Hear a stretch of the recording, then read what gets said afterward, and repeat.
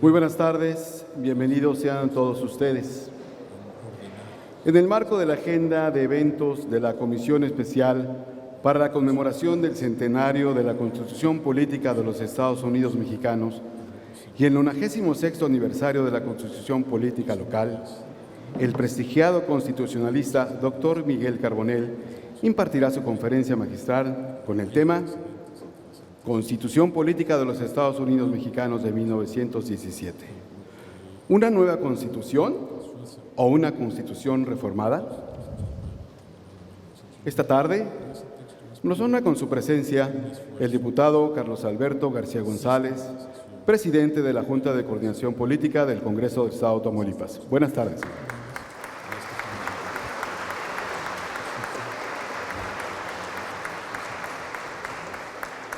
El licenciado Abelardo Perales Meléndez, en representación del gobernador constitucional del Estado, Francisco García Cabeza de Vaca. Bienvenido, señor.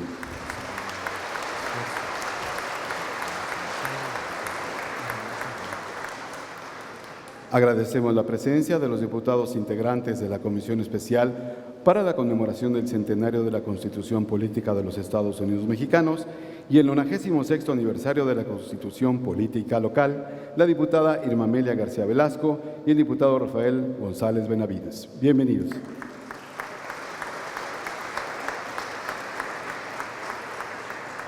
A los diputados integrantes de la 63ª legislatura que hoy nos honran con su presencia, muchas gracias. Bienvenidos.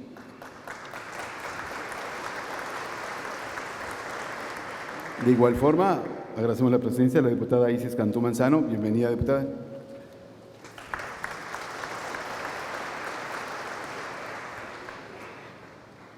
Agradecemos también la presencia del licenciado David Cerda Zúñiga, secretario general del Congreso del Estado. Buenas tardes, señor. Y demás autoridades de los diferentes ámbitos de gobierno, medios de información, gracias por su presencia. Acto seguido, escucharemos una semblanza del doctor Miguel Carbonell a cargo de la diputada Irma Amelia García Velasco. Adelante.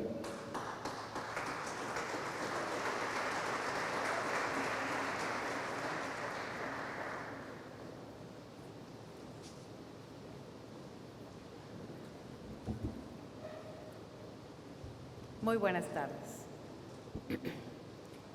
Licenciado en Derecho por la Facultad de Derecho de la Universidad Nacional Autónoma de México. Doctor en Derecho por la Universidad Complutense de Madrid, España. Investigador nacional nivel 3 del Sistema Nacional de Investigadores desde enero de 2005, siendo el más joven científico del país en alcanzar ese nivel. Autor de 72 libros y coordinador o compilador de otras 59 obras, ha publicado más de 600 artículos en revistas especializadas en 5 idiomas. Ha dictado más de 1,400 cursos y conferencias en México y en otros países, con temas como la vigencia de los principios constitucionales del artículo 3º constitucional, la reforma constitucional en materia político-electoral, Parlamento y representación en el Estado democrático, curso taller, la reforma constitucional en materia de derechos humanos de junio de 2011, entre muchos otros más. Le han otorgado varios premios y reconocimientos, como el Premio Anual de Investigación Jurídica Ignacio Manuel Altamirano y el Premio Universidad Nacional para Jóvenes Académicos. Director del Centro de Estudios Jurídicos Carbonell. Este es el currículum del doctor Miguel Carbonell. Muchas gracias, bienvenido a esta su casa.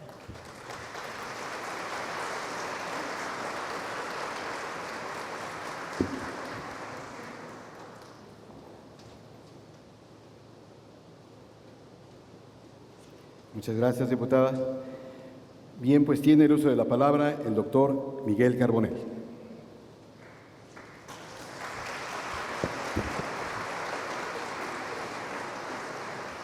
Muy buenas tardes a todas y a todos. Es para mí un gran privilegio y un honor estar nuevamente aquí, nuevamente en Tamaulipas y en particular en esta sede de la legislatura local a la que he tenido oportunidad de acudir en otras ocasiones con diversos motivos y a lo largo de distintas legislaturas.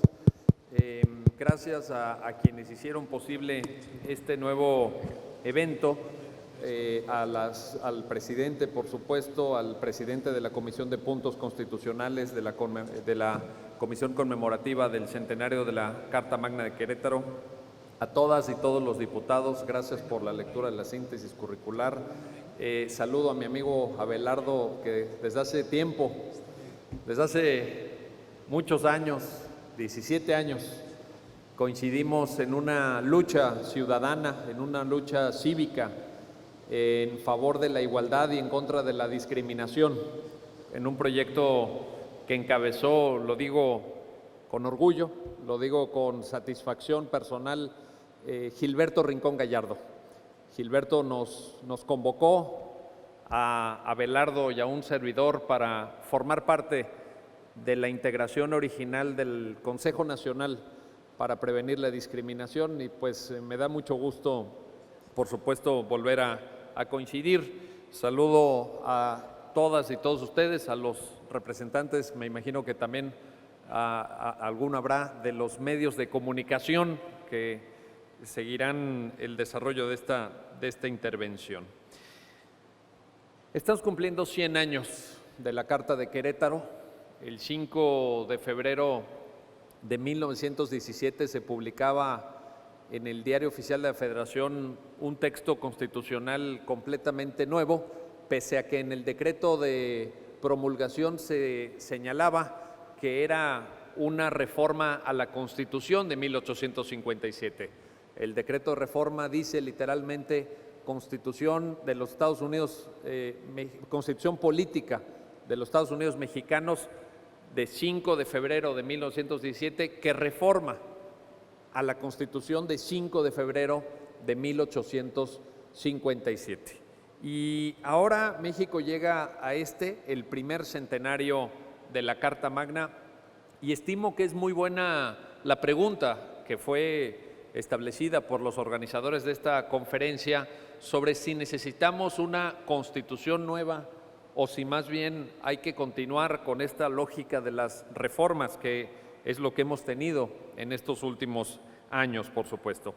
Para poder contestar esta pregunta, quisiera compartir con ustedes alguna reflexión de orden contextual, alguna reflexión previa que nos ubique en el momento en el que estamos viviendo en materia de derecho constitucional. Y la primera pregunta, la pregunta importante que nos tenemos que hacer de arranque es si hay algo que celebrar. Estamos conmemorando, pero ¿verdaderamente tenemos algo que celebrar?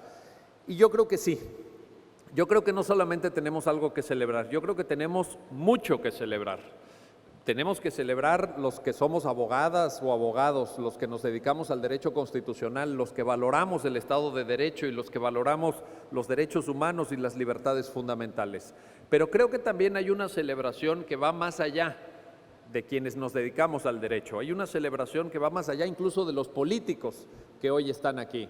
Y esa es la celebración que tiene que hacer el pueblo de México, que tiene que hacer todo ciudadano mexicano en conmemoración de esta Carta Magna. ¿Y cuál es la razón para ello? ¿Por qué creo que no es retórica lo que estoy mencionando? Porque escuchaba hace unos días, como seguramente también lo hicieron muchas y muchos de ustedes, al presidente de la República en un discurso televisado a propósito de este tema difícil, de este tema que ha generado pues una cierta inconformidad social del llamado gasolinazo. En ese discurso el presidente Enrique Peña Nieto dijo: convoco a la unidad nacional. Es un concepto que me llamó mucho la atención. Convoco a aquello que nos une como mexicanos, le escuché decir en su discurso al presidente. Y después de escucharlo y de reflexionar durante un buen rato sobre su intervención, porque ustedes saben, no digo nada que ninguno de ustedes no sepa, yo escribo en el periódico desde hace muchos años, escribo artículos, escribo libros y Pues hay veces que estoy de acuerdo con el presidente y hay veces que no estoy de acuerdo con el presidente. Hay veces que no me gusta lo que escucho de parte del titular del Ejecutivo o de gente de su gabinete, y hay veces también, para repartir parejo, pues no quiero que se vaya de un lado nada más, hay veces que también escucho a los líderes de la oposición y siento una pena ajena enorme. Me parece que, en fin, no están dando un diagnóstico preciso de la realidad de este país. Pero cuando escuché a Enrique Peña Nieto hablar de la unidad nacional, me quedé pensando sobre qué base. ¿Cómo quiere el presidente que nos unamos? ¿Cuál es nuestro terreno común? ¿Y saben cuál es la respuesta? La respuesta es la Constitución. ¿Qué es lo que nos une como mexicanos? ¿Qué es aquello en lo que todos deberíamos estar de acuerdo? Los votantes del PRI, los votantes del PAN, los votantes del PRD, los votantes del Verde o de Morena o de, no sé, no quiero olvidar a ninguno, ¿cuál me falta? Del PT, de Movimiento Ciudadano. Nueva Alianza, por supuesto, quienes profesan una determinada religión u otra religión o ninguna religión, quienes piensan que México debería tender más hacia Estados Unidos y quien dice busquemos otros mercados para el desarrollo económico del país, quienes profesan una cierta tendencia sexual u otra tendencia o preferencia, como se dice ahora, sexual, pero en esa enorme diversidad, quienes ganan mucho dinero o quienes somos de clase media o quienes están más rezagados en el ingreso, ¿qué es aquello que nos une a todos? ¿Qué es aquello que supone un terreno común? ¿Qué es aquello que puede servir como palanca para diseñar un futuro mejor para el país en su conjunto, para estos 122 millones de personas que somos quienes vivimos en el territorio nacional? Y la única respuesta que encontré, la única posible respuesta que me parece que nos debería conjuntar como país es la Constitución. Porque la Constitución no puede ser de unos o de otros. No puede ser la Constitución del PRI, o no puede ser la Constitución del PAN, o no puede ser la Constitución de la Ciudad de México, o la Constitución de las clases medias o de las clases urbanas. Es la Constitución política de los Estados Unidos mexicanos. A la pregunta, ¿hay algo que celebrar? Yo les diría, hay mucho que celebrar. Y en este país en donde, por razones que hoy no vamos a tocar ni a desentrañar, hay tantas malas noticias, porque sí hay muchas malas noticias. Por lo menos agarrémonos a una buena noticia. Por lo menos veamos aquello que nos une, aquello que nos convoca a todos, y esa es la Constitución mexicana. ¿Cómo estamos hoy en materia de constitucionalismo? Si Venustiano Carranza, que fue el autor del proyecto de constitución que presentó el día 1 de diciembre de 1916 en el Teatro de la República de Querétaro, por cierto, con un discurso inaugural del Congreso Constituyente de un nivel sobresaliente, no sé si lo han tenido oportunidad de revisar, vean el discurso de Carranza en la apertura del Congreso Constituyente de Querétaro. Es una pieza oratoria, política, jurídica, de un hombre, Carranza lo fue, por supuesto, de un hombre de letras, de un hombre culto, de un hombre leído, de un hombre avesado en las tareas de la guerra, porque de ahí venía, por supuesto, Carranza era militar, pero también en las tareas del espíritu. Ese es un discurso fenomenal. Y sin embargo, si hoy Carranza despertara, difícilmente podría reconocer a la Constitución mexicana vigente como aquello que emanó del Congreso Constitucional de Querétaro. ¿Por qué? Porque hoy tenemos una Constitución profundamente reformada. ¿Qué tanto? Al día de hoy se han publicado 229 decretos de reforma constitucional. El último fue publicado el 15 de agosto del año pasado y fue una modificación puntual al artículo 11 en materia de asilo y refugio. En estos 229 decretos de reforma se han incluido, porque un decreto naturalmente puede suponer varias modificaciones puntuales, se adiciona un párrafo, se modifica una fracción, se deroga otra parte, en fin. han supuesto en un cálculo grueso más de 700 modificaciones. 700 modificaciones a la Constitución política de los Estados Unidos mexicanos en estos 100 años. Aquí hay muchos jóvenes, estoy viendo a muchos jóvenes que a lo mejor dicen, bueno, ¿serán muchas o serán pocas? ¿Qué tanto son 700, verdad? Déjenme ofrecer un contexto de derecho comparado para saber qué tantas son. La Constitución norteamericana es de 1787, la Carta de Filadelfia fue promulgada y redactada por los Founding Fathers, por los padres fundadores de la República Norteamericana en Filadelfia en 1787, y al día de hoy, esto es más de 225 años de vigencia, tiene 27 enmiendas. Allá les llaman enmiendas, no les llaman reformas, y no se incorporan al texto constitucional, sino que aparecen en una lista al final de la Constitución. Se van agregando, se van sumando, pues no se subsumen en el texto, que es lo que nosotros hacemos. 225 años, 27 enmiendas. La última fue promulgada por el presidente William Jefferson Clinton en 1992. De 1992 hasta acá no ha habido una sola reforma a la Constitución Federal Norteamericana. 27 enmiendas de ellos, nosotros 700 modificaciones. Otro referente para América Latina, para Iberoamérica, mejor dicho, la Constitución española, que es producto de la transición a la democracia, del tránsito a la democracia, después de que fallece el 20 de noviembre de 1975 el dictador Francisco Franco, esta Constitución del 6 de diciembre de 1978, hasta el día de hoy ha tenido 3 reformas. De 1978 al día de hoy ha tenido únicamente 3 reformas. Nosotros en estos 100 años, repito, 700 modificaciones. Y la verdad es que tal parece que apretamos el acelerador en materia de reforma constitucional, tal parece que cada vez vamos más rápido y que cada vez necesitamos más y más reformas.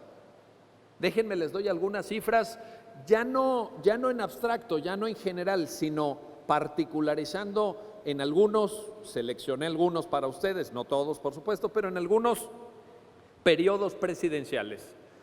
La primera reforma constitucional se publica bajo el mandato del presidente Álvaro Obregón. En su periodo de gobierno, Álvaro Obregón modificó 8 artículos. El presidente Emilio Portes Gil modificó solamente 2, que fue el mismo número de reformas que tuvo en su periodo de gobierno el presidente Ruiz Cortines. En cambio, cuando vamos avanzando en el tiempo, nos encontramos que en el sexenio de Luis Echeverría se modificaron 40 artículos de la Constitución. En el de Miguel de la Madrid, que era profesor de Derecho Constitucional, por cierto, en la Facultad de Derecho de la UNAM, él era constitucionalista, se modificaron 66 artículos de la Constitución.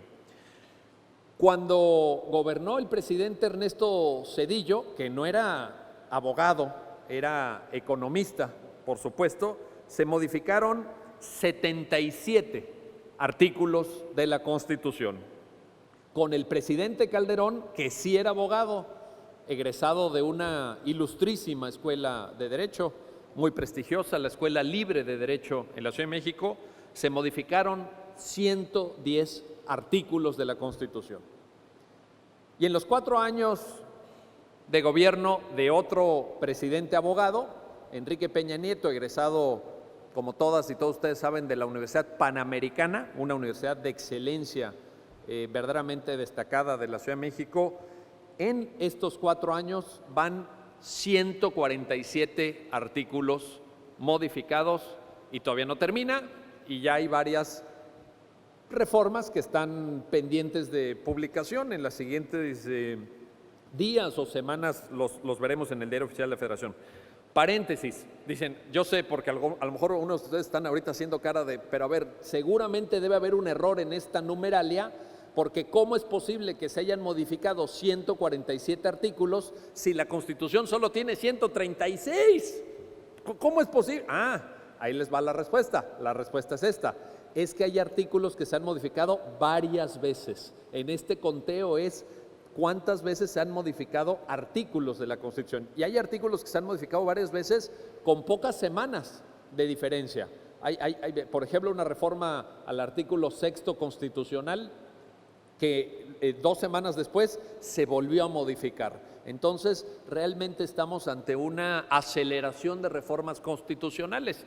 Y vienen otras reformas. Platicaba con los diputados que vienen 2 muy importantes, de las cuales ustedes deben estar, por supuesto, al tanto, y estimo, así lo valoro en lo personal, muy positivas.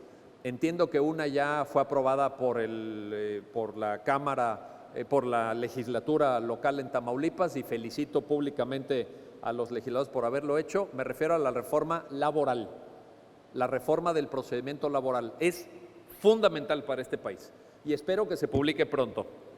Claro que hay personas, hay abogados a los que no les va a gustar esta reforma, ni modo, y van a ser sacrificados intereses de cierto tipo, que ya se imaginarán ustedes cuáles son. ¿Por qué? Porque desaparecen las juntas de conciliación y arbitraje. Desaparecen las juntas de conciliación y arbitraje, y ¿saben qué? ¡Qué bueno! Enhorabuena, ya era hora. Es más, se tardaron. Porque hay que reconocer lo que no funciona. Y lo que no funciona, adiós. Es como en la vida, esto es como en el tema conyugal, ¿verdad? ¿Para qué te empeñas en echar adelante un matrimonio que no funciona? No quiero mandar mensajes subliminales, pero ya cada quien sacará sus cuentas, ¿verdad? Pero la verdad es que la jurisdicción laboral en México no estaba funcionando. Y esta reforma, que ya fue aprobada por la legislatura local de Tamaulipas y que habrá de integrarse a la Constitución General de la República, es una reforma muy buena, y hay que apoyar las reformas buenas porque sí las hay. Y la otra que ya viene, y entiendo que será motivo de deliberación, análisis, y en su caso será votada en esta legislatura, y deseo, lo digo con toda sinceridad y con respeto a la tarea de los legisladores, pero si de mí dependiera, sería en sus términos aprobada, porque es muy buena reforma, la de justicia cotidiana. Es una reforma así llamada, es una reforma iniciativa, debe también señalarse en su origen, nutrida por 2 instituciones académicas de élite en este país. Esa iniciativa está nutrida de ideas del Instituto de Investigaciones Jurídicas de la UNAM y del CIDE, Centro de Investigación y Docencia Económicas, que elaboraron foros, hicieron foros de consulta, redactaron documentos, se los hicieron llegar al presidente de la República, y el presidente de la República, tal cual llegó el documento, lo envió a modo de iniciativa de reforma constitucional. Y va a cambiar muchas cosas, Debo decir también algo que a lo mejor no les va a gustar, perdónenme que se los diga, les pido una disculpa por esto, pero lo tengo que decir como es y voy a intentar defenderlo. Es una reforma que, dentro de las muchas cosas positivas que tiene una con la que estoy 100% de acuerdo, que les quita una facultad a ustedes, a los estados, les quita una facultad a los legisladores locales, la facultad de legislar en materia de procedimiento civil y familiar. Porque el presidente Peña Nieto estima, y yo estoy de acuerdo, que es mejor caminar al modelo que tenemos en materia penal. En materia penal, recuerden, tenemos un Código Nacional de Procedimientos Penales que creo que ha funcionado, creo que es una legislación perfectible sin duda, pero ahí está. En esta iniciativa se propone que haya un Código Nacional,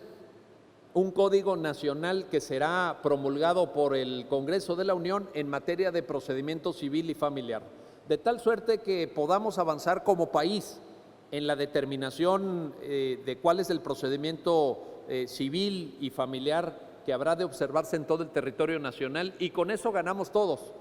Yo sé que en los estados hay un legítimo orgullo, lo entiendo, por supuesto, es legítimo, justificado por su legislación local, y a lo mejor habrá algún abogado que recuerde, yo no lo sé, pero a lo mejor algún abogado recuerda que el Código de Procedimientos Civiles de Tamaulipas fue hecho por el maestro fulano, o por el maestro sutano, o por el gran jurista local, que en todos los estados lo hay, ¿verdad? Está muy bien eso, pero la pregunta es esta: ¿necesitamos caminar como país hacia una unificación de códigos? Yo digo que sí. Estoy convencido de ello. El modelo penal está funcionando, ahí va, y hemos ganado mucho en esto, y yo creo que esta reforma que está a consideración de ustedes, y este es un punto, Este que acabo de mencionar es un puntito que pudiera por ahí generar cierto debate o que pudiera generar cierta suspicacia, pero tiene muchísimas cosas buenas. Tiene figuras de justicia itinerante, por ejemplo. Tiene una actualización y modernización del registro civil y del catastro que urge para este país. Es urgente darle tecnología a los archivos públicos, a los registros públicos.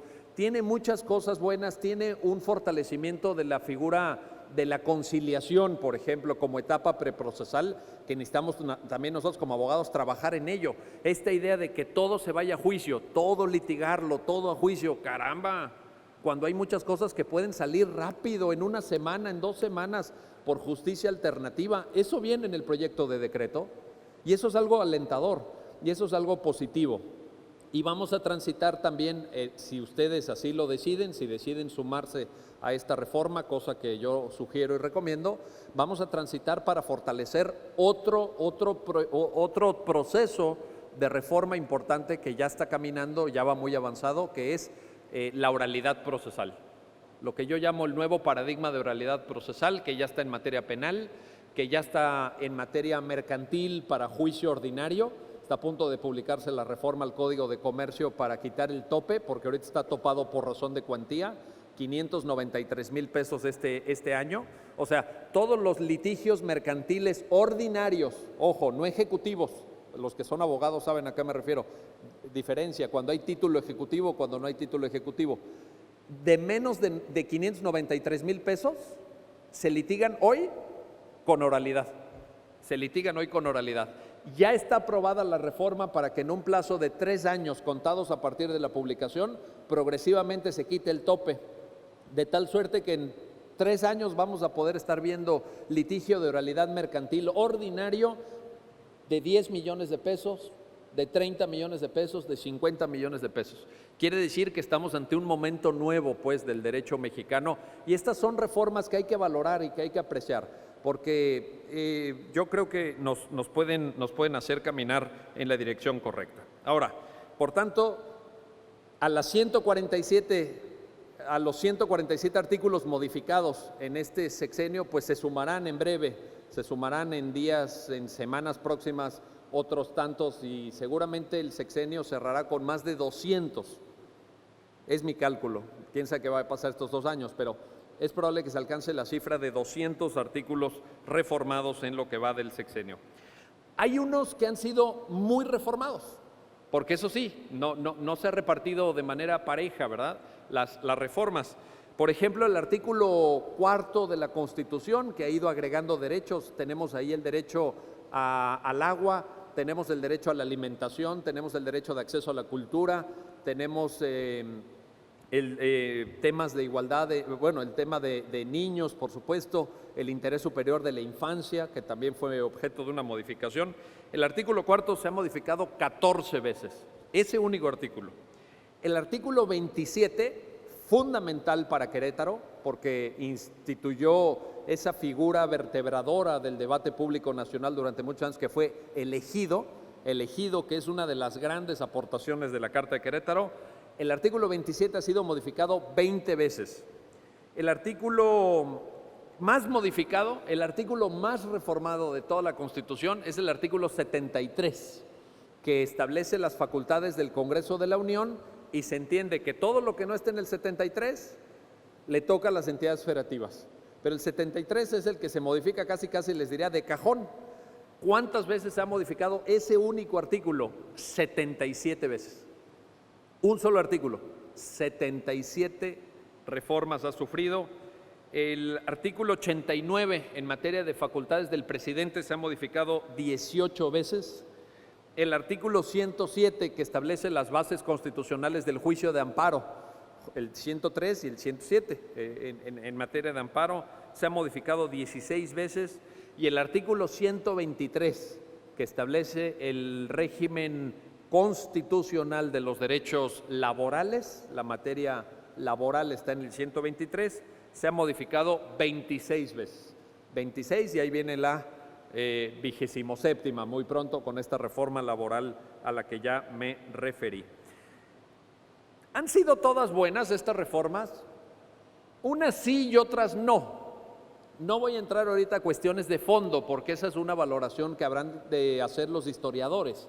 Por ejemplo, hay unas reformas muy coyunturales y muy específicas en razón del contexto en el que se vivía en ese momento.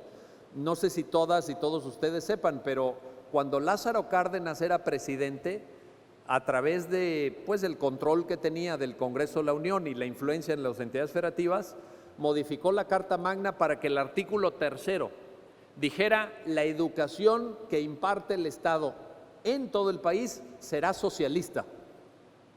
Será socialista. Bueno, en ese momento, ¿por qué? Pues porque estaba esa ideología socialista. Y ahorita si me preguntaran, oye, ¿y a ti te gustaría que la educación que reciben tus hijos sea socialista? Yo les diría, no, a mí no me gustaría que se adoctrinan como si esto fuera Cuba, ¿verdad? Como si fuera Venezuela. No. Sinceramente no me gustaría que fuera socialista. De hecho, me gustaría que fuera una educación científica, no ideológica, ni socialista, ni neoliberal, ni comunista, ni nada. Me gustaría que fuera una educación científica y que luego cada quien decidiera el mejor modelo económico para el país. Pero en el fondo, pues como les digo, si estamos de acuerdo o no, que cuando se quite el ejido en 1992, o las relaciones entre la Iglesia y el Estado, o reformas que han sido polémicas, sobre eso no quiero entrar. Pero sí en una cuestión de forma, para decir dos cosas. La primera es que creo que la Constitución debe trazar las grandes líneas de un país, las grandes ideas de un país, porque eso es lo que nos convoca a todos, como ya dije al inicio. Y por tanto yo no estoy de acuerdo con reformas coyunturales, con reformas de que ahora me interesa esto, ahora me interesa lo otro, ahora quiero dejar aquí mi huella o quiero poner mi programa de gobierno. Ese es un error que hemos cometido y que en parte es lo que explica que haya habido tantas y tantas modificaciones. Segundo comentario, de forma nada más. Creo que se está abusando del detallismo constitucional. Creo que ninguna constitución en el mundo es tan prolija, tan detallada, tan extensa en ciertos temas que uno los lee y dice, oye, ¿y esto debería estar en la Constitución? Por ejemplo, en la Constitución mexicana están mencionados los parques y jardines, está mencionado el drenaje y alcantarillado, está mencionada la cerveza, están mencionados los cerillos y fósforos. Sí, si les preguntan en otro país si en México tenemos constitucionalizados los cerillos y fósforos, pueden decir que sí. Está constitucionalizado, no sé de qué manera, pero ahí está en el artículo 73, el aguamiel, conocida popularmente como pulque. El pulque está en la Constitución, amigas y amigos, para que vean.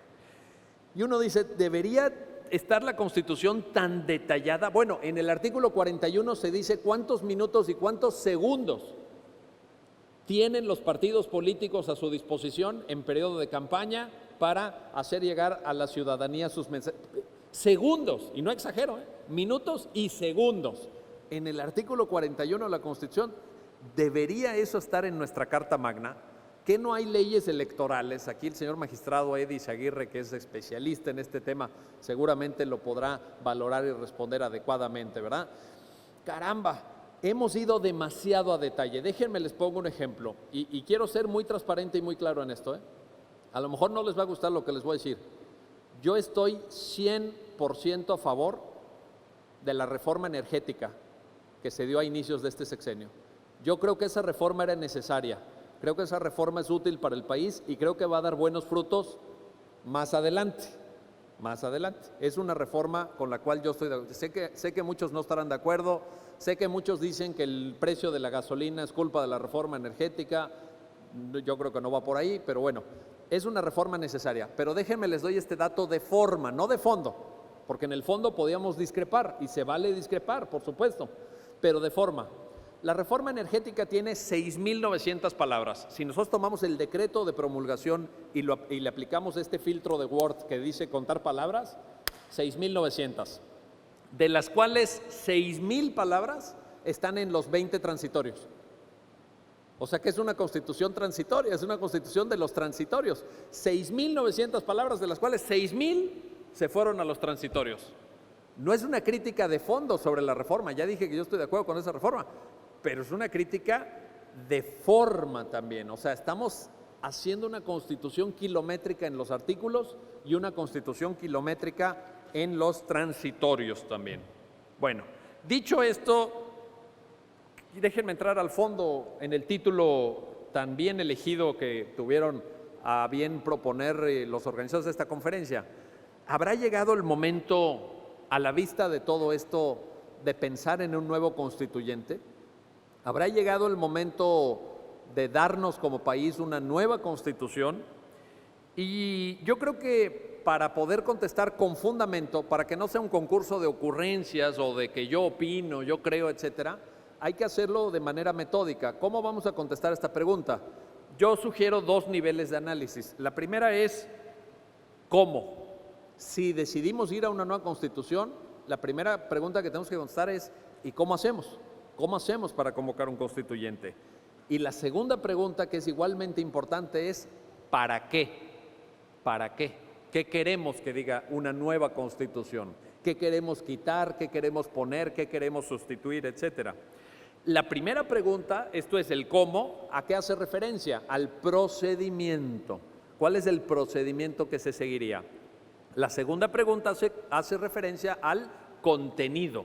¿Qué vamos a poner?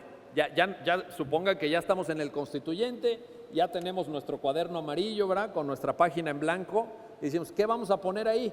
Bueno, pues esa es la discusión. ¿Para qué una nueva constitución? Respecto del procedimiento, les voy a decir cuál es lo que creo que viene al caso y cuál es lo que yo creo que es mejor, pero ahí les va alguna reflexión. Porque hay gente que puede o no estar de acuerdo con lo que les voy a decir más adelante, pero ahí les va. Sobre el procedimiento, primera cosa que nos debe quedar muy claro, se requiere, porque lo he escuchado no una ni dos, docenas de veces, ¿se requiere una revolución armada para convocar un constituyente? Respuesta, no. En esto sí hay que ser muy claros, hay que ser muy enfáticos. En muchas cosas los mexicanos no estamos de acuerdo, pero hay varias, pero hay una en la que creo que el 100% estaremos de acuerdo. Nadie quiere violencia en este país. Nadie quiere inseguridad en este país.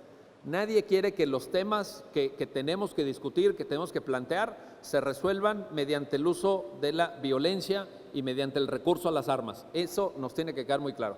He escuchado personas que dicen, sí, porque como hubo una revolución de mediados del siglo XIX y hubo una revolución a inicios del siglo XX, pues lo que hace falta es una revolución. No.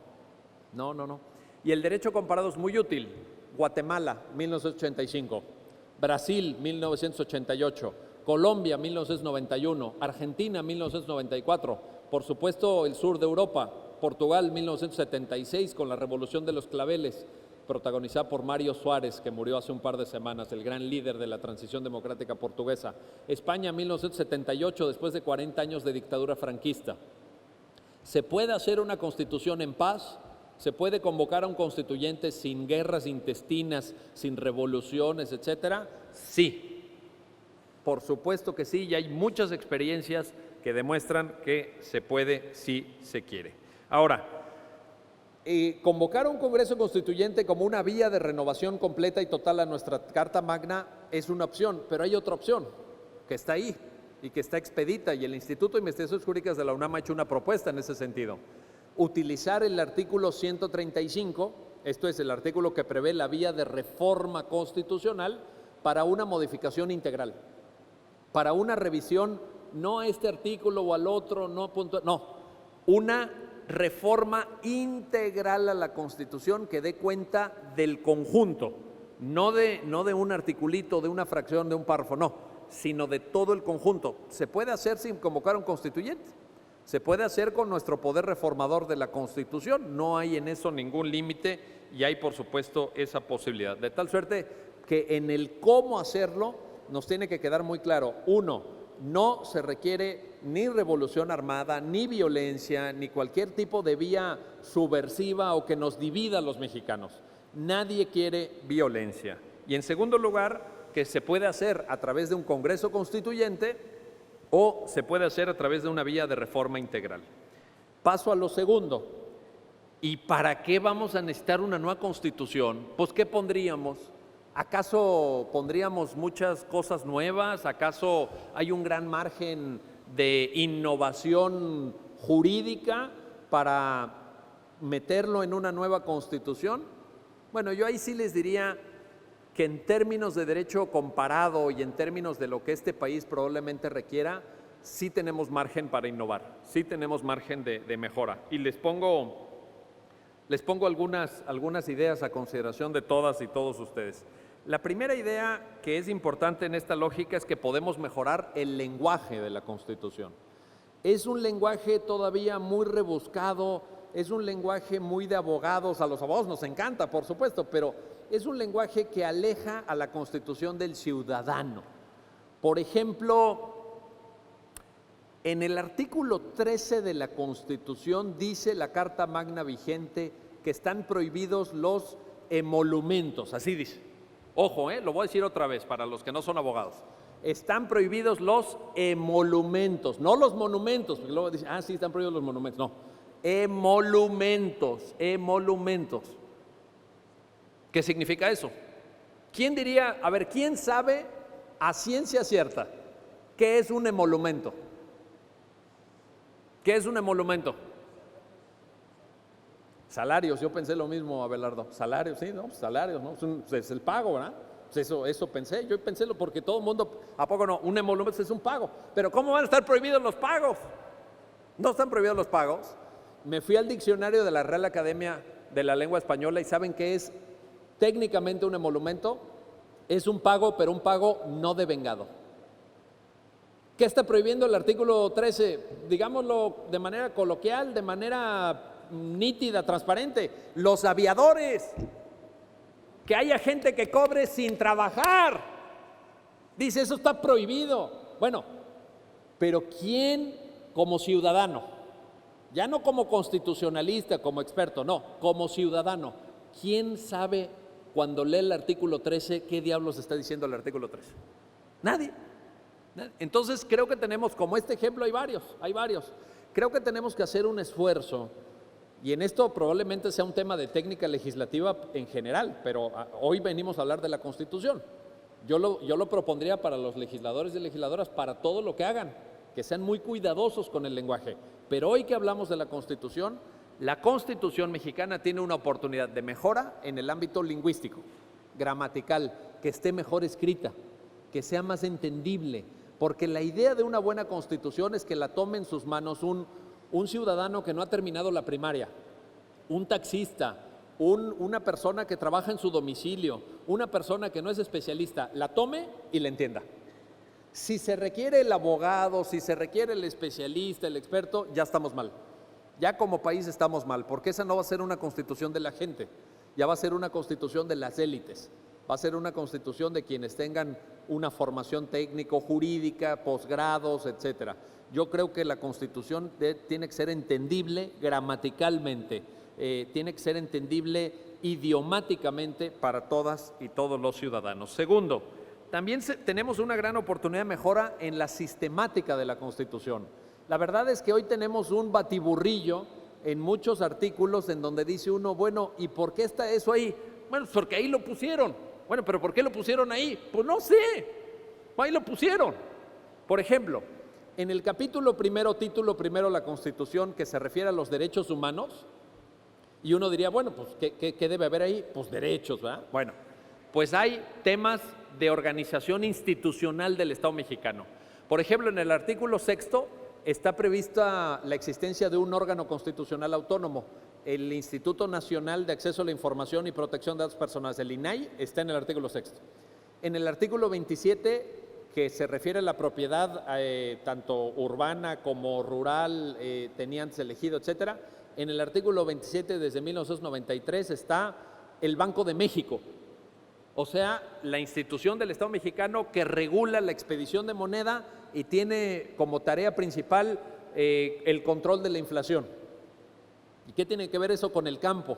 ¿Qué tiene que ver con la propiedad? Ahí está el Banco de México en el 27, ¿verdad? Perdón, en el 28, artículo 28, párrafo quinto. En el artículo 26, apartado B, está el INEGI. Esto es el órgano del Estado mexicano que se encarga de la información geográfica y estadística. ¿Por qué está el INEGI en el capítulo de derechos humanos? ¿Quién sabe?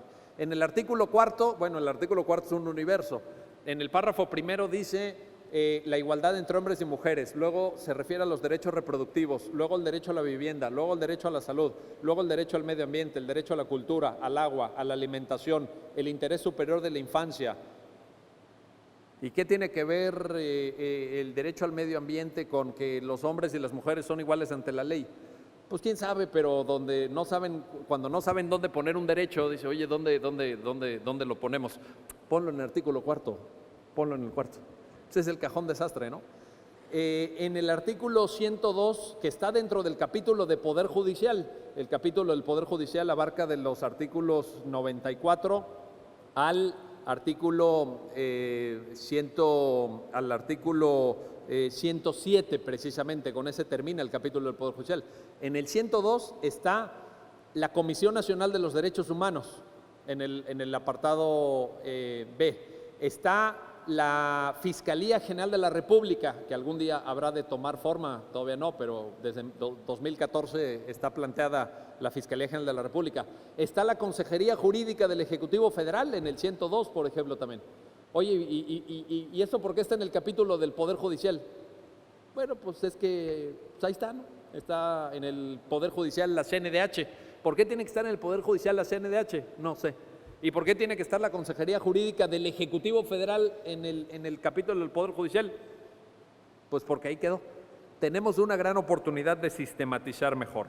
Luego podríamos hacer también, y esto a lo mejor sirve para el ámbito local, si no lo logramos a nivel federal, un capítulo único, para no estar repitiendo, de órganos constitucionales autónomos. Hoy tenemos 10 órganos constitucionales autónomos repartidos a lo largo y ancho de la Constitución. Ya mencioné el INAI, está el Instituto Federal de Telecomunicaciones, la Comisión Federal de Competencia Económica, ahora todo lo que tiene que ver con Sistema Nacional Anticorrupción, que también está dotado de autonomía. Está, bueno, no con autonomía constitucional, pero también con mucha importancia, la Auditoría Superior de Fiscalización en el 79. En fin, tenemos está el INE, en el 41 está el INE, está el Banco de México en el 28, está la CNDH en el 102, ya lo mencioné. 10 órganos constitucionales autónomos que uno de repente dice, no, porque pues a lo mejor a ustedes les pasa igual que a mí. O por ejemplo, el INE, porque tenemos el INE, Instituto Nacional de Elecciones, y tenemos el INEE, que es el Instituto Nacional de Evaluación Educativa. Está en el artículo 3º, dotado de autonomía constitucional. Y uno dice, oye, pero pues ¿eso qué? Pues eso ¿qué importa? Son minucias, vámonos a lo sustantivo. Bueno, pueden ser minucias en el conjunto del texto constitucional, pero ¿saben cuánto nos cuestan? ¿Saben la cantidad de millones que gastamos en los órganos autónomos? Sí, porque está bien fácil, ¿verdad? Oye, vamos a crear un órgano autónomo. Sí, hombre, dale, crea un órgano autónomo. Ahí les va. INE, Instituto Nacional de Elecciones, incluido presupuesto de partidos políticos, 15,000 millones al año. 15,000 millones de pesos al año. Comisión Nacional de Derechos Humanos, 1,400 millones al año. Comisión Federal de Competencia, 1,300 millones al año. Instituto Nacional de Evaluación Educativa este año, 1,200 millones de pesos.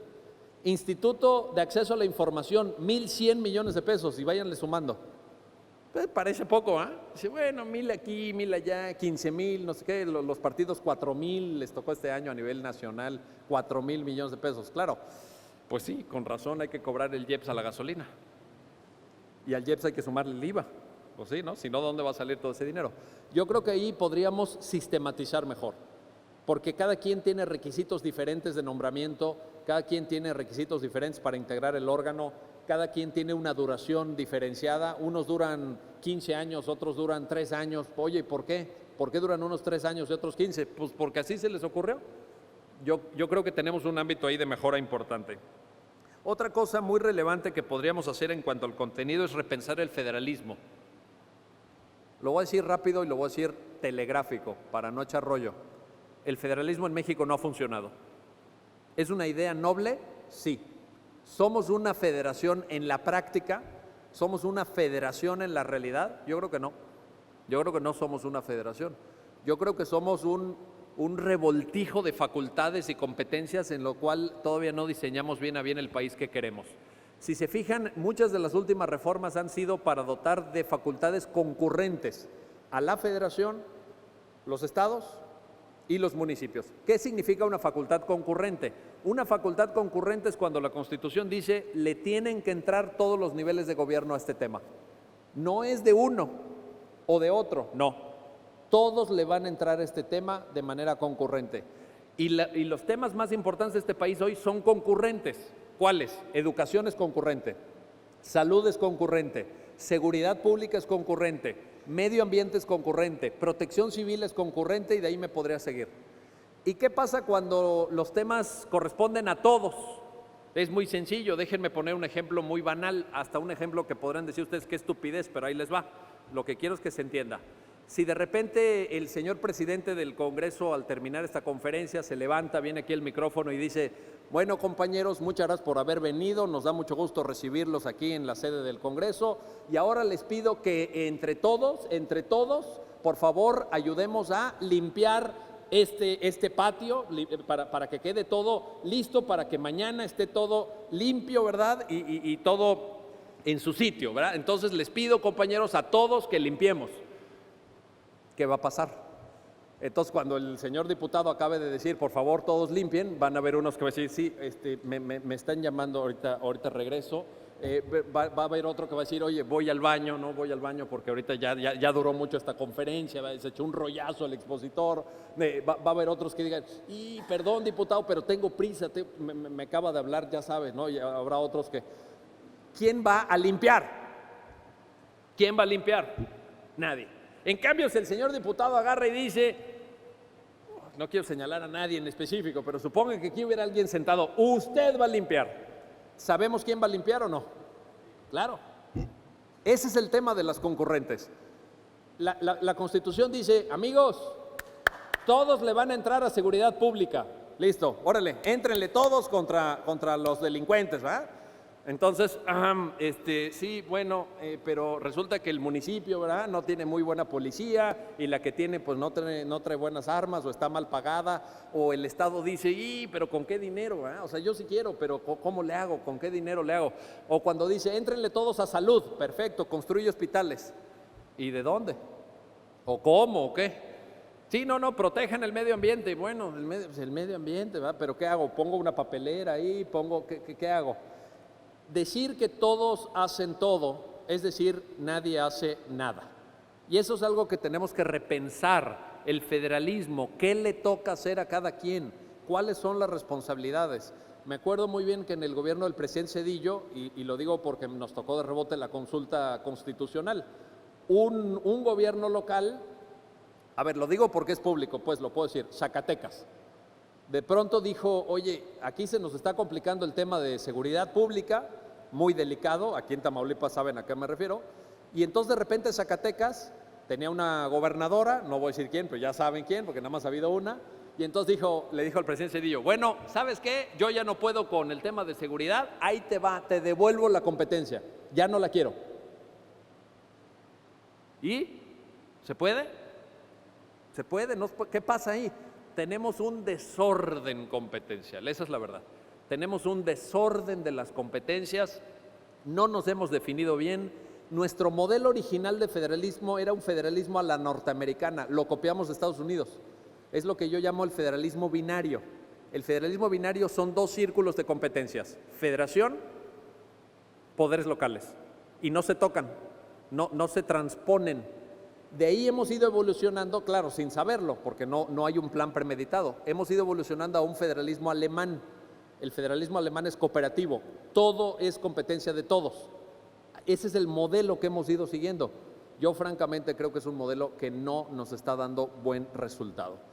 Y la mejor prueba de ello, porque no es una preocupación teórica, no es una preocupación académica, ahí les va un argumento, creo yo, irrebatible.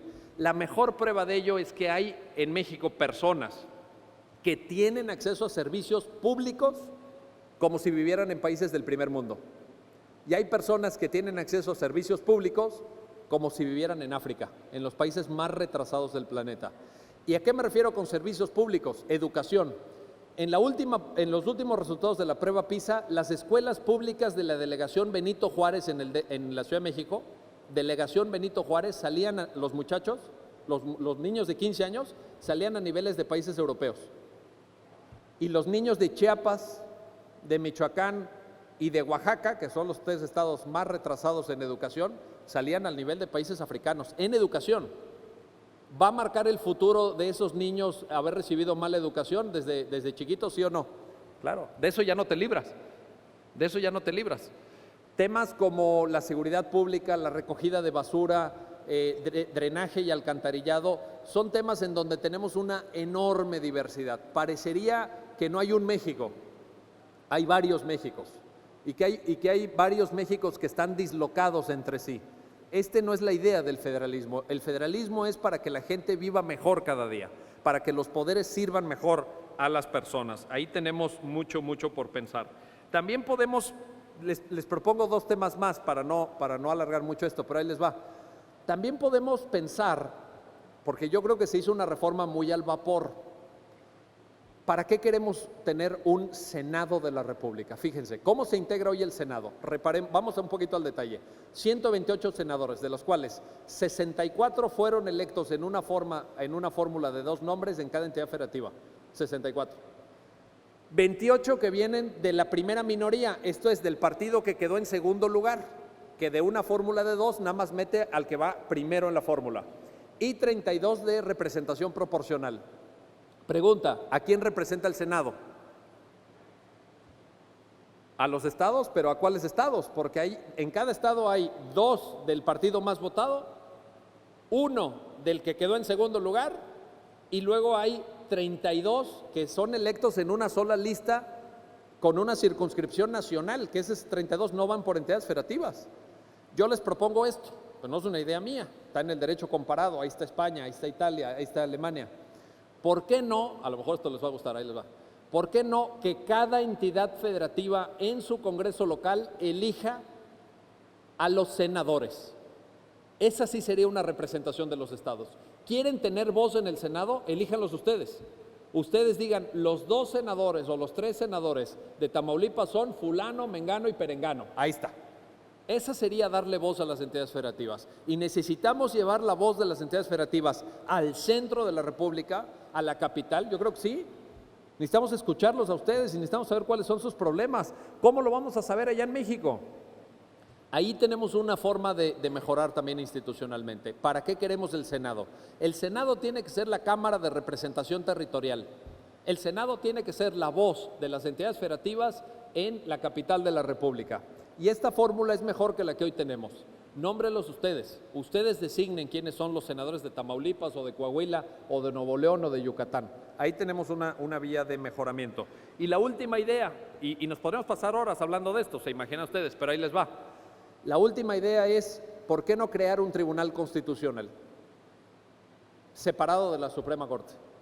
En el último informe que presentó el presidente, el señor ministro Luis María Aguilar Morales, apenas en el mes de diciembre dio una cifra verdaderamente espeluznante. La Suprema Corte de Justicia de la Nación dictó el año pasado 16,000 sentencias. 16,000 sentencias, es una barbaridad. No hay tribunal constitucional en el mundo que dicte tantas sentencias. Y vamos a comparar también, Canadá, el año pasado, 80. Suprema Corte de Estados Unidos, que son quienes tenemos más cerca, 78 sentencias el año pasado. Nosotros, 16,000. Eso no es un tribunal constitucional. Esa es la maquila de sentencias de que, órale, échale, venga, rápido y vámonos, y quién sabe cómo se hacen y quién sabe si se estudian o no. Necesitamos un tribunal constitucional para México, allá hay también una opción para poder mejorar. Ahora, la pregunta importante, con esto me acerco a la conclusión para no excederme en el tiempo que me fue asignado. ¿Qué es mejor? ¿Qué sugeriría yo? ¿Ir a un Congreso Constituyente o seguir con la idea de una Constitución reformada? Tengo un fundamento muy cercano, que todas y todos ustedes conocen para poder dar respuesta a esta pregunta. Es la Asamblea Constituyente de la Ciudad de México. Si no lo saben, porque a lo mejor no han seguido este debate, se los digo claro, se los digo directo y se los digo de manera transparente. Ha sido, es y probablemente será un profundo fracaso. Profundo fracaso. No sé qué pasó, seleccionaron mal a los constituyentes, los partidos fueron muy irresponsables y pusieron ahí actores, actores, sí, saben hacer muy bien del teatro, pero eso es otra cosa. Escribir una constitución no es actuar. Pusieron ahí a literatos, pusieron ahí a personas que nunca fueron. Hubo uno que nunca se paró ahí. ¿Y saben por qué no se paró? Y cualquiera lo podría haber intuido. Porque vive en otro país. Tiene 87 años, vive en España.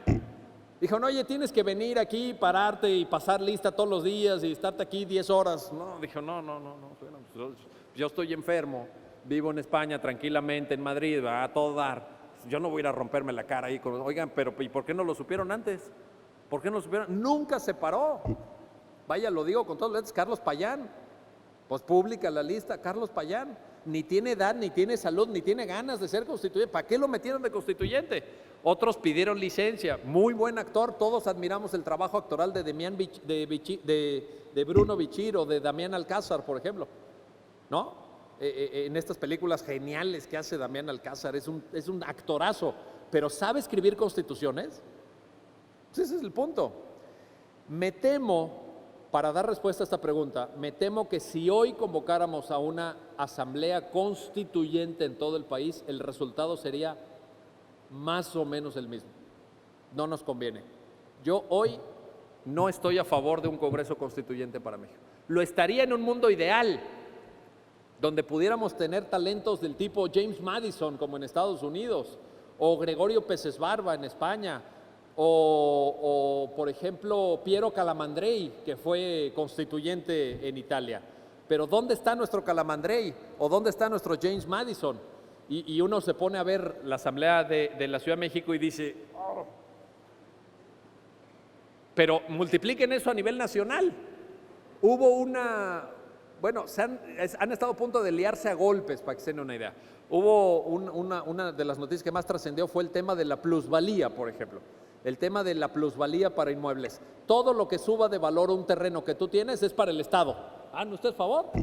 Eso estuvo a punto de pasar. Si tú compras un terreno a 100 pesos, por decirte algo, y por las razones que sea lo puedes vender en 800, perfecto, dice el gobierno de la Ciudad de México, 700 para acá, ¿verdad? La diferencia, venga, nosotros tu reino, porque pues mejoraste, y eso no es tuyo, es plusvalía que vas a entregar al Estado. Háganme ustedes, ¿quién de ustedes estaría a favor de votar una constitución así? Yo creo que nadie, yo no, perdónenme. Oye, si puedes generar una plusvalía, tu bien inmueble donde tú vives, tu casa, ¿por qué no la vas a generar y que sea tuya? ¿Vas a pagar impuestos? Sí, pero ¿todo para el Estado? Eso es un régimen confiscatorio. Es un régimen, ni más ni menos. No, es que el Estado construye calles, es que el Estado pone avenidas, es que el Estado pone parques y jardines para que tu terreno valga más. Oye, pues sí, pero pues vámonos, ¿no? Un 15%, un 20%. No me quites la plusvalía como concepto. El concepto de plusvalía, ojo, esto es la diferencia entre costo de compra y costo de venta. Caramba, bueno, de ese tamaño están las cosas. Entonces yo creo que si me preguntan hoy, no estaría de acuerdo en un Congreso Constituyente para México. Para terminar, dos cosas. La primera, quiero terminar como empecé. ¿Qué es una constitución? Y tengo dos frases nada más para decir en este punto. La Constitución tiene que contener los grandes principios del país, las grandes ideas, los grandes objetivos, los grandes propósitos. No puede ser una constitución. Una constitución no es un reglamento de tránsito. No puede ser súper detallado, prolijo, excesivo en sus palabras. Lo decía muy bien, el que mejor lo ha dicho desde mi punto de vista es el gran juez de la Corte Suprema de Estados Unidos, John Marshall. El Chief Justice Marshall, cuando en 1819 escribió la sentencia McCulloch versus Maryland. En el caso McCulloch versus Maryland, John Marshall dijo, nunca olvidemos que lo que estamos interpretando es una constitución. Nunca olvidemos que lo que estamos interpretando es una constitución. Y eso a veces se nos olvida. Se nos olvida qué debe ser una Constitución. Se nos olvida que la Constitución no es una ley, no es un reglamento, es la Carta Magna. Tiene que tener las grandes ideas y tiene que tener, la segunda cosa con la que quiero que nos quedemos es esta, tiene que tener aquel terreno común de todos los mexicanos, aquello que nos une, que nos identifica como mexicanos, no un proyecto de partido, no un programa de gobierno, no ideas coyunturales que van y vienen, ni son válidas en los programas de gobierno, en las campañas electorales, en las promesas de nuestros políticos. Se vale, pero de ahí a ponerlo a la Constitución es muy diferente. La Constitución es otra cosa. La Constitución son las grandes ideas, aquello que nos une, el terreno común de la patria, que nos debe convocar a todos. De todas formas, la última cuestión que quiero tratar es que hoy, gracias a la generosidad del Congreso, me permitieron compartir con ustedes estas ideas de la Constitución Federal, pero también están celebrando un aniversario de la Constitución local. Piensen en esto. Hoy el constitucionalismo mexicano tiene que ser una síntesis del constitucionalismo federal y del constitucionalismo local. Yo les diría, mejoren su constitución en todo aquello que se pueda mejorar, y seguramente se podrá. Seguramente habrá áreas de oportunidad en la Constitución de Tamaulipas para mejorar, para avanzar, porque hoy hay constituciones locales mucho mejores que la Constitución federal, mucho mejores, mejor redactadas, con más derechos, etcétera. Hay muchos ejemplos. Desde luego, ahí está el catálogo de derechos de Sinaloa, redactado por nada menos que por Diego Valadez, por ejemplo. A mí me tocó participar en la redacción del primer proyecto que luego fue en un 80% adoptado de la Constitución de Durango del 2013, esa me tocó redactarla a mí, por ejemplo. O sea, hay muy buenos ejercicios de constitucionalismo local y Tamaulipas no tiene por qué quedarse atrás. La mejor manera de honrar a una Constitución es ponerla a la vanguardia, ponerla a la vanguardia. Y luego también podríamos, para cerrar, pensar, ok, 100 años de Constitución, ¿qué queremos que sea el próximo centenario? Cuando nuestros nietos, no sé, nuestros bisnietos en el año 2117 estén celebrando, si es que llega ese momento y este país todavía existe, esperemos que sí, cuando lleguen los 200 años de Constitución, ¿qué queremos que sea este país? ¿Qué queremos que diga nuestro texto constitucional? Porque el futuro se construye ahora. El futuro somos también nosotros, y nosotros lo diseñamos y nosotros sentamos las bases y los fundamentos para lo que habrá de ser el México del año 2117, en donde todos aspiramos, independientemente de nuestros partidos políticos, de nuestras ideologías, independientemente de dónde estemos ubicados cada quien, pero todos estamos en una sola línea. Queremos un país mejor, queremos un México más próspero, queremos un México con mayor igualdad, un México con más oportunidades, un México donde quien trabaje salga adelante y quien haga un esfuerzo sea legítimamente reconocido por ese esfuerzo. Y ese México se empieza a dibujar hoy, no en 20 años, no en 30 años, se empieza a establecer en sus fundamentos precisamente el día de hoy. Muchas gracias por su atención.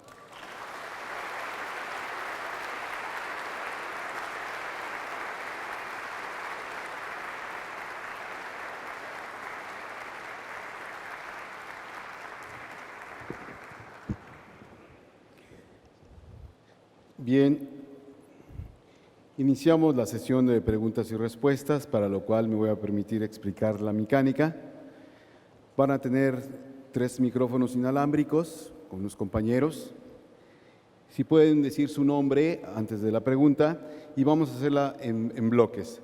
3 preguntas, 3 respuestas. Adelante.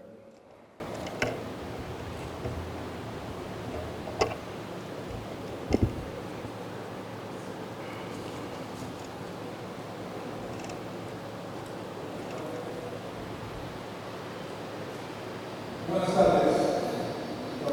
Mi pregunta sería encaminada, soy Juan Vicente González. Mi pregunta sería encaminada a lo siguiente. Usted manifiesta que de toda su opinión el sistema federal no ha funcionado en nuestro país. Si esto no ha funcionado, ¿cuál sería la opción que usted propondría o cuál cree que la acomodaría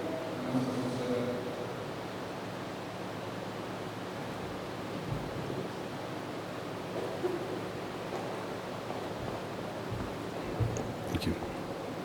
El tema que me llama la atención es el federalismo y últimamente se han extraído innumerables leyes federales que distribuyen competencias entre la Federación y los estados y que son excepción al artículo 124 de la Constitución. ¿Por qué? Porque es el Congreso de la Unión, un poder constituido, el que hace el reparto de competencias y no el poder constituyente. Esas leyes generales están demostrando que tenemos una tendencia a un sistema central, en parte ya lo decía usted cuando hablaba de ese federalismo. Entonces, ¿será esa la solución de México? Porque por otra parte, la solución para mantenernos, porque por otra parte también decía, tener un código penal único, ya tenemos un Código Nacional de Procedimientos Penales y vamos a aprobar un Código Único de Procedimientos Civiles. ¿Será ese el camino que debe tener México de unificar en una ley nacional todo? ¿O por el contrario, deben ser los estados los que también tengan una participación por sus regionalismos? Es decir, ¿hacia dónde tiende el federalismo mexicano? ¿Cuál es la tendencia y hacia dónde va? Esa es la pregunta. Sí, buenas tardes. La tercera, adelante. Sí, José Iván.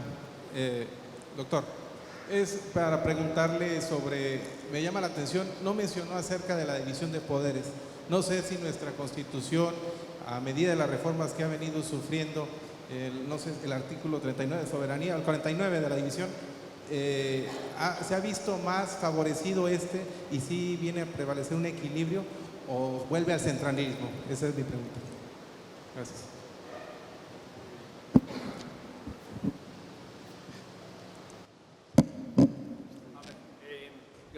Gracias por este primer bloque de preguntas. Veo que el tema del federalismo, naturalmente, como era de esperarse, les preocupa. ¿Qué modelo habría que seguir?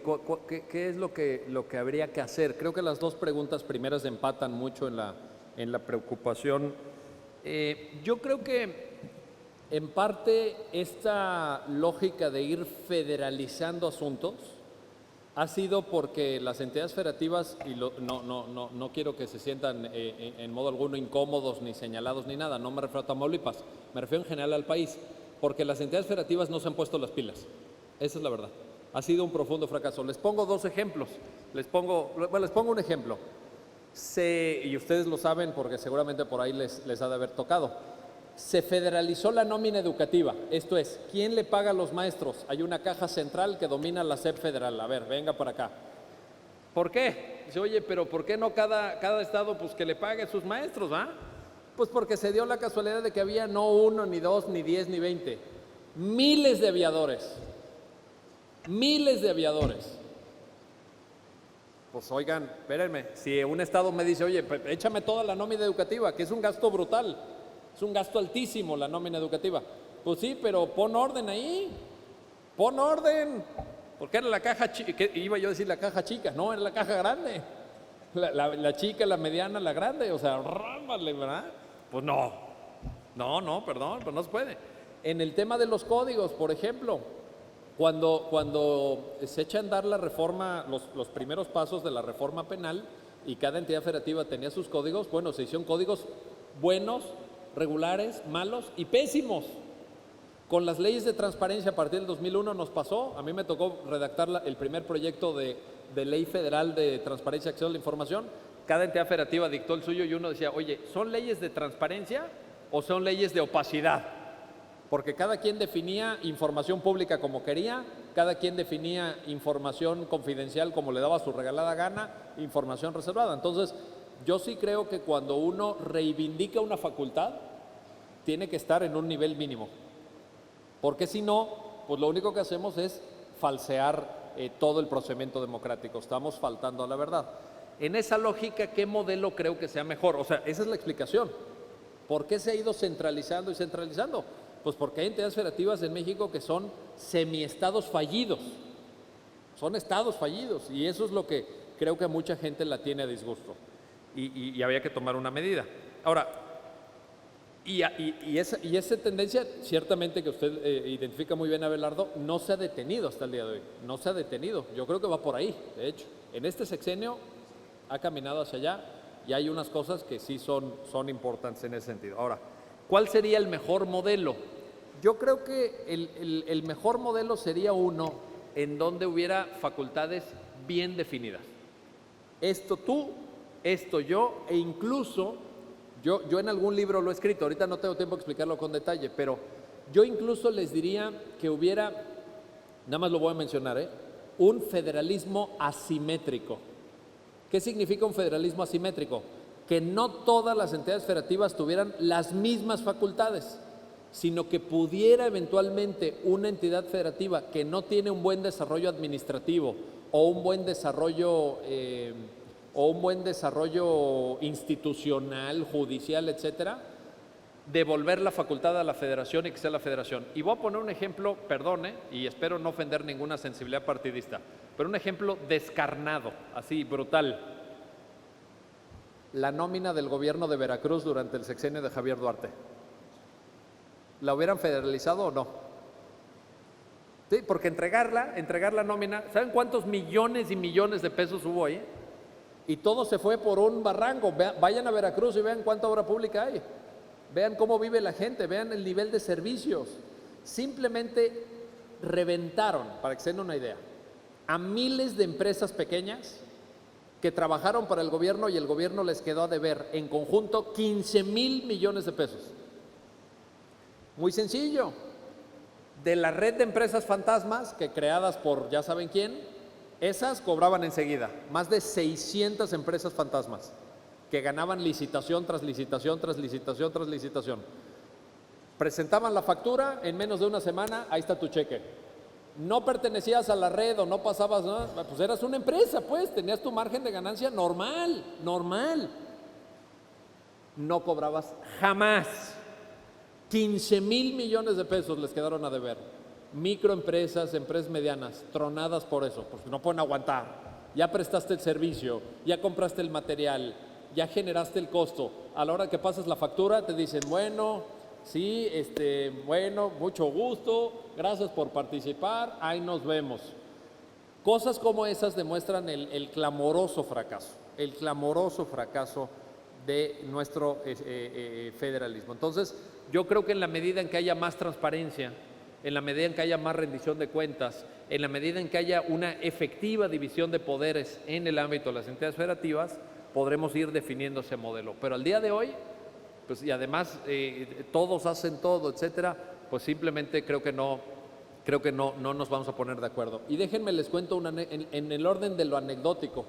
Comí hace poco con un amigo empresario, pues no, tiene una empresa, le va muy bien, es una empresa próspera, pero finalmente pequeña, tendrá, pues no sé, 40, 50 trabajadores, cené con él la semana pasada, y me decía que pues le ha ido muy bien en los últimos 2 años y contrató el año pasado a 10 nuevos trabajadores, es decir, subió la plantilla un 25%, creció un 25%. Pero primero, pues para probarlos, ¿verdad? Porque ya saben cómo es la cosa, les hizo un contrato de honorarios de entrada, ¿verdad? Para ver si sí daban el ancho o no. Y a los 3 meses, como lo ordena la ley, les dijo, bueno, pues ahora sí los voy a inscribir al IMSS, ¿verdad? Porque ahora sí ya toca inscribirlos al IMSS, ya no va a ser por contrato de honorarios. Los 10 trabajadores, ¿saben qué le dijeron? Por ningún motivo, no nos queremos inscribir al IMSS. No, esperen, no, mi amigo les dijo, no, esperen, no es de que quiera, pues es la ley, miren que la ley, que si les pasa algo para que ustedes se atiendan, no, dice, no, usted, le dicen a mi amigo, empresario al fin y al cabo, ¿verdad? Usted tiene seguro privado, usted no va al IMSS, ¿verdad? Nosotros ya sabemos cómo es el IMSS, no queremos ir al IMSS. ¿Por qué? Pues porque nos atienden una semana después, porque no hay medicinas, porque no hay sábanas en las camas, porque es un desastre. Y si usted nos registra ante el IMSS, usted va a tener que pagar, porque les recuerdo, es el 25% del valor de la nómina, no es que pagues ahí 3 centavos. Tú como patrón pagas mucho y nosotros vamos a tener que pagar también y nos van a quitar nuestro sueldo. No nos registre. ¡Wow! ¿Saben de qué estoy hablando? De un fracaso de la institucionalidad del Estado mexicano.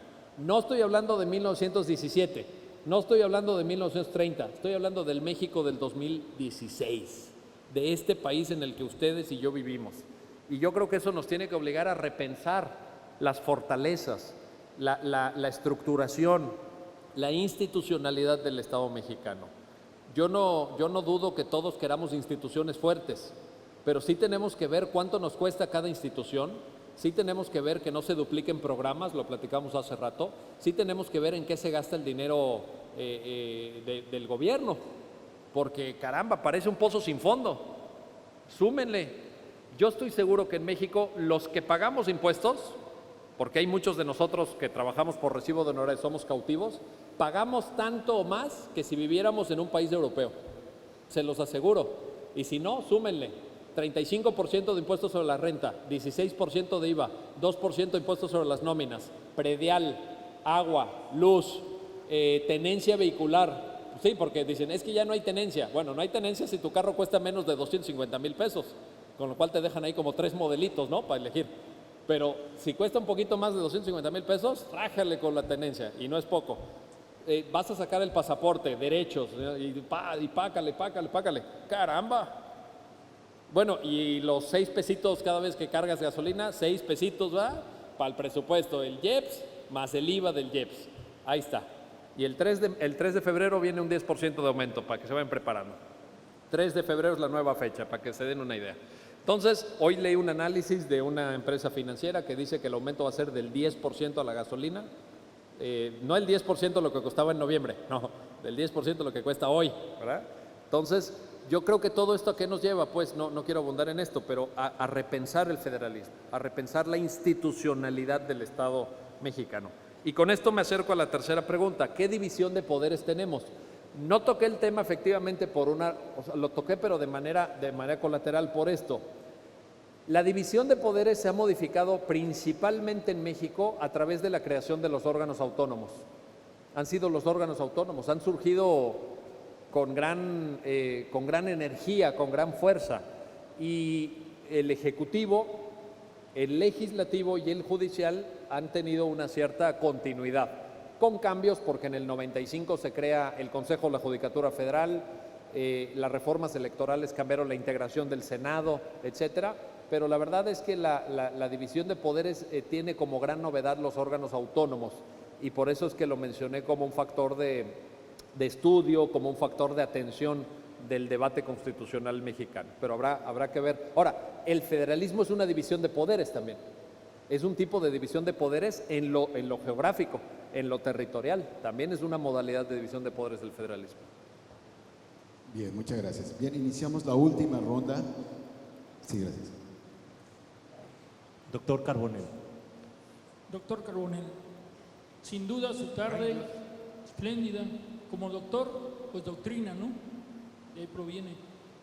Pero lo que usted menciona me inquieta, porque usted está hablando todavía de un federalismo, cuando realmente la más reciente reforma al artículo 1 constitucional, que hoy lo llamamos como la parte especial, donde ya están comprendidos los principios a los cuales se hace alusión el párrafo segundo y el párrafo tercero de dicho numeral, choca con lo que está plasmado históricamente, como usted bien lo dijo, retomado de nuestro país, los Estados Unidos mexicanos, me refiero al artículo 133, que fue la masa fundamental del federalismo, que es una institución que la adoptamos y que marcaba muy bien claro ese federalismo puro, pero que aquí en México se embonó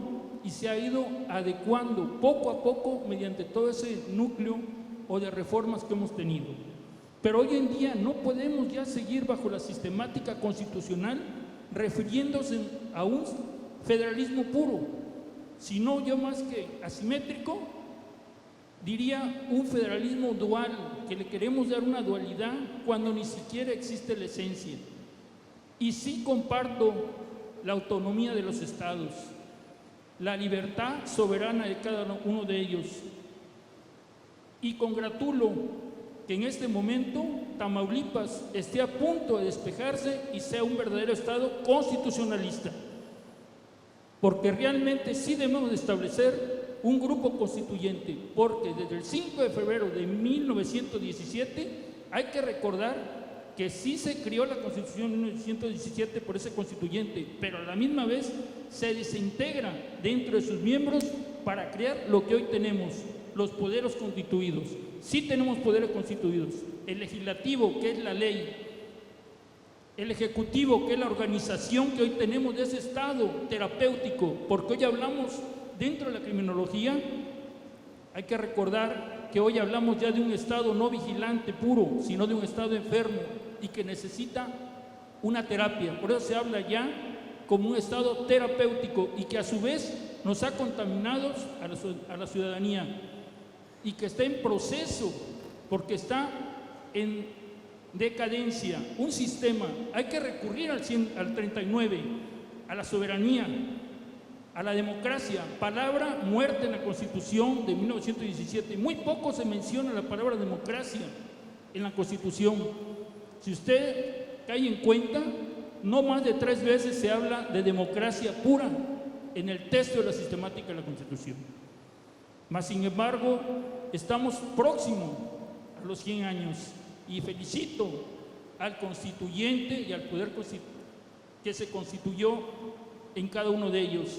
Y sí tenemos mucho como constitucionalistas, como servidores públicos, como abogados y como pueblo en general, que agradecer a ese grupo de liberales que emprendaron en su conocimiento y en cada uno de sus pensamientos.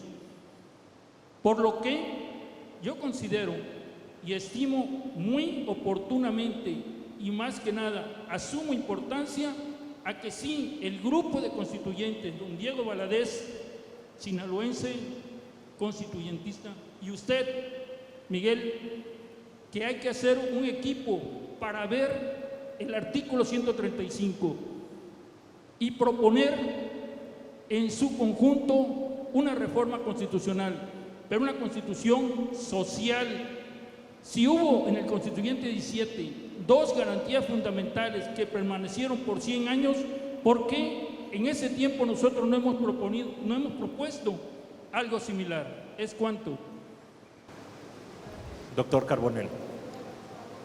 Rolando Barraza, presidente del Círculo Académico de Juristas. Señor, me llama mucho la atención al inicio de su conversación, porque voy hacia el mundo fáctico en este país, en cuanto a lo que dice que, parafraseando al presidente de la República, Peña Nieto, manifiesta que habrá que unirnos todos, ¿verdad?, en un objetivo general. Yo tengo entendido, aparte de los conceptos que usted agregó, ¿verdad?, en relación a lo que es una constitución también contiene las creencias de un pueblo, ¿verdad?, la idiosincrasia de un pueblo. Entonces, basado en ese principio y en el desarrollo de su conversación, en el derecho comparado, por ejemplo, del nivel y la cantidad de reformas que ha tenido nuestra Constitución, he sido maestro de Derecho Constitucional en algunas escuelas de la Universidad Autónoma de Tamaulipas. En alguna ocasión les decía a mis alumnos, parafraseando un poco a Felipe Tena Ramírez, haciendo comentarios sobre las 27 enmiendas de la Constitución de los Estados Unidos, que los Estados Unidos había hecho tan pocas enmiendas porque todos los días los ciudadanos se levantan a respetar su Constitución, y en México nos levantamos todos los días a adecuar nuestra Constitución a nuestra conducta, señor. Entonces, no es posible que en este país tengamos un rompimiento y un distanciamiento en lo que nuestro plan de gobierno, nuestros gobernantes desean para su pueblo, a lo que el pueblo desea para sí mismo. Entonces considero que ese rompimiento en cuanto a necesidades, en cuanto a proyectos, esté tan distanciado. Considero que debe de haber, lo que usted decía casi al final, un lenguaje adaptado y adaptable. Hemos hecho propuestas para poder llevar a todos los tamaulipecos una explicación sucinta a los gobernados de cómo está funcionando el sistema penal acusatorio en Tamaulipas. Porque no entiende la ciudadanía el motivo por el cual una persona hoy es detenida y mañana está en libertad. El principio de inocencia, ¿verdad?, que habrá que ver, ¿verdad?, y respetar. Eso es lo que me parece interesante de su charla, de poder reformar y llegar a poner las palabras adecuadas para que el pueblo, la ciudadanía, se levante a respetar su Constitución todos los días, la entienda, pero la comprenda y la pueda hacer respetar ante quienes la conocen y a su libre albedrío manejan la técnica legislativa, señor. Esa es mi opinión y espero algún comentario al respecto. Un gusto. Allá atrás, creo que levantaba la mano una dama. Sí, la última pregunta, es nada más la última. ¿Quién está hablando?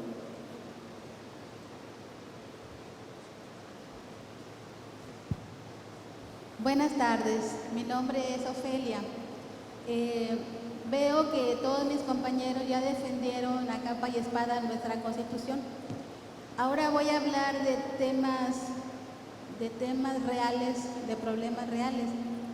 ¿Cómo es posible que nuestra Constitución permita que al pueblo mexicano se nos haya quitado el ferrocarril, las tierras? Se modificó el artículo 27 constitucional en 1992. Nos quitaron la televisión. Ahora nos viene el gasolinazo con el argumento de que se elevó a esos precios estratosféricos por unos precios internacionales. Considero que si fuera correcta y exacta la apreciación de nuestro Estado, esa explicación, pues también tendría que otorgar al pueblo mexicano unos salarios internacionales para que pudiéramos sobrevivir en forma digna a los gastos de nuestras familias. Disculpe, ¿puede concretar su pregunta, por favor? Así es. Gracias. Y por otro lado, usted nos está diciendo que, de acuerdo al artículo 21 constitucional, la seguridad pública está a cargo de la Federación, de los estados y del municipio. Sin embargo, estamos viviendo que la inseguridad está a todo lo que da.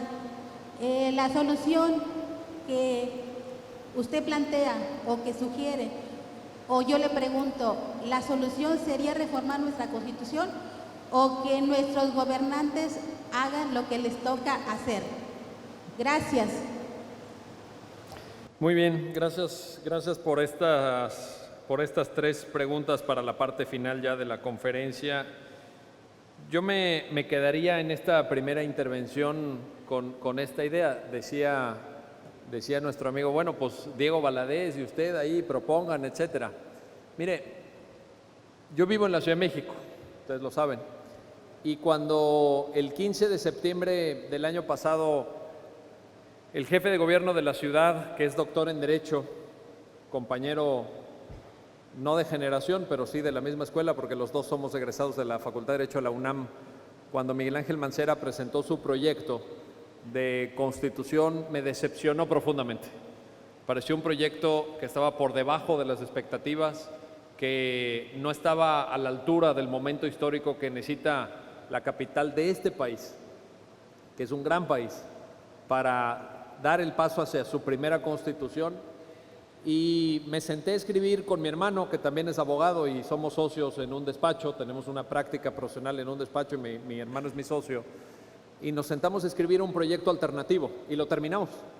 En una semana hicimos un proyecto ciudadano de Constitución para la Ciudad de México.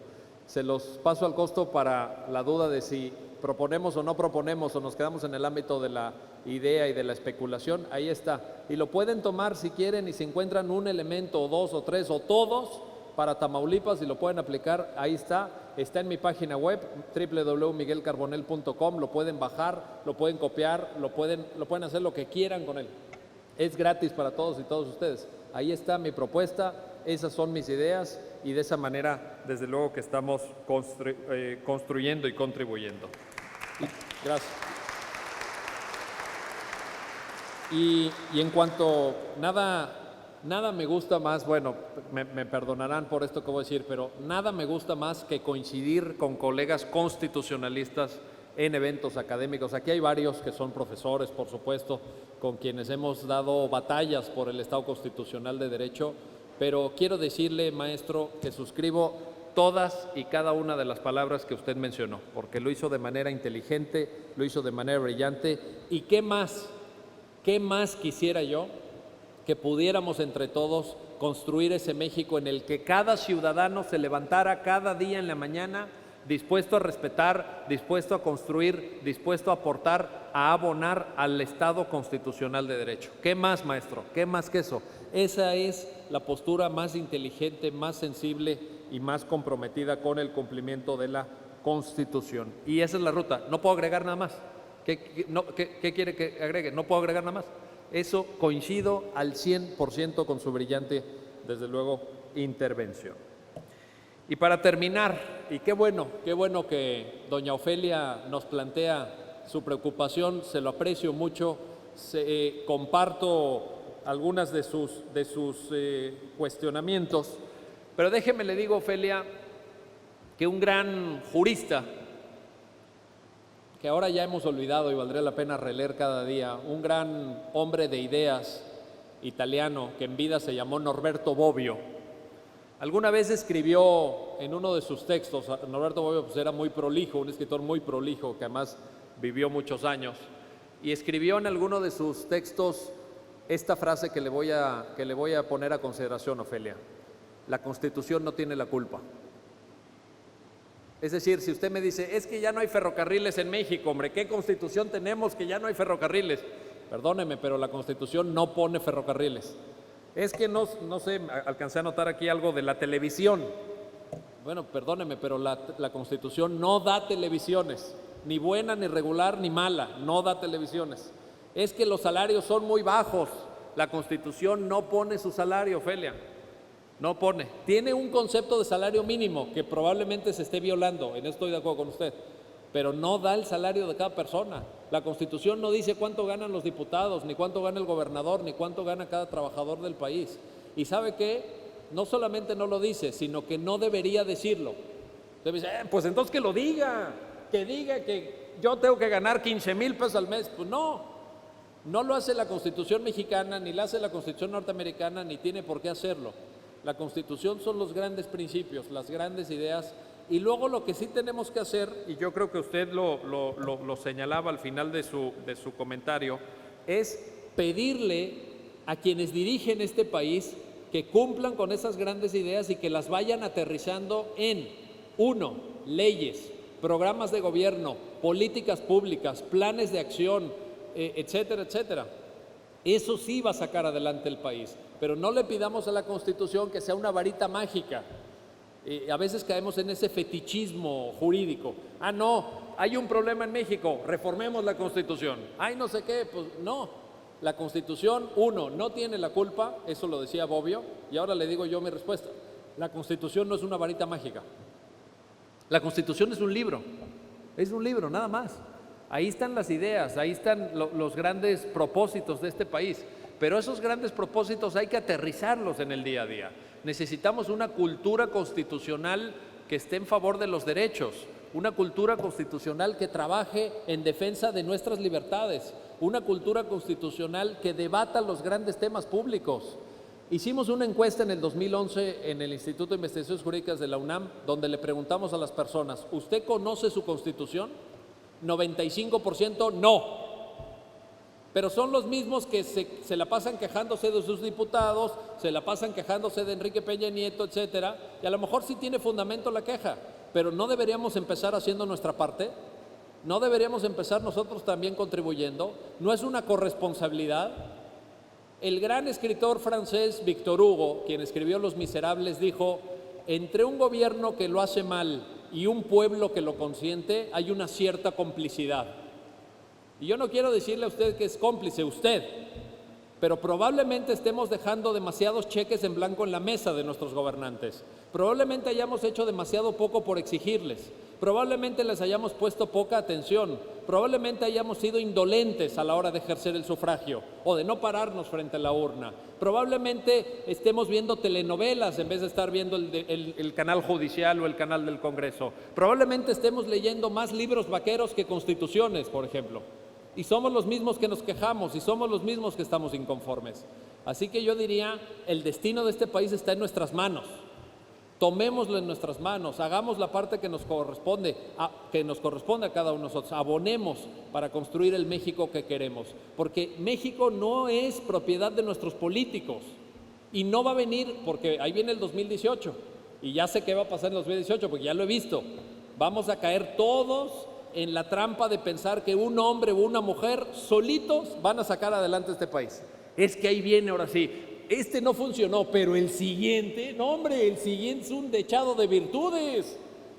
Y una, y otra vez. Y no es que fracase una persona. No, el problema no es una persona.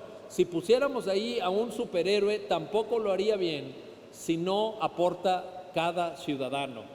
Si no es cada ciudadano el que se tiene que poner como escudo y defensor de la Constitución y tiene que vivir esos valores y tiene que decidir en favor de la legalidad y no en favor del fraude y tiene que decidir en cumplir sus deberes y en defender sus derechos.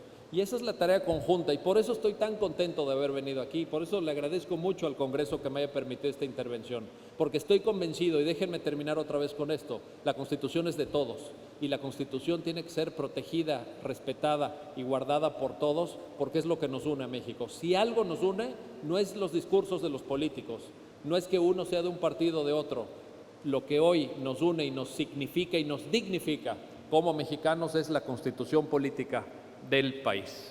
Gracias.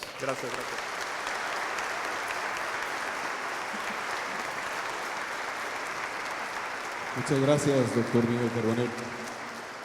Escuchemos el mensaje del diputado presidente Carlos Alberto García González.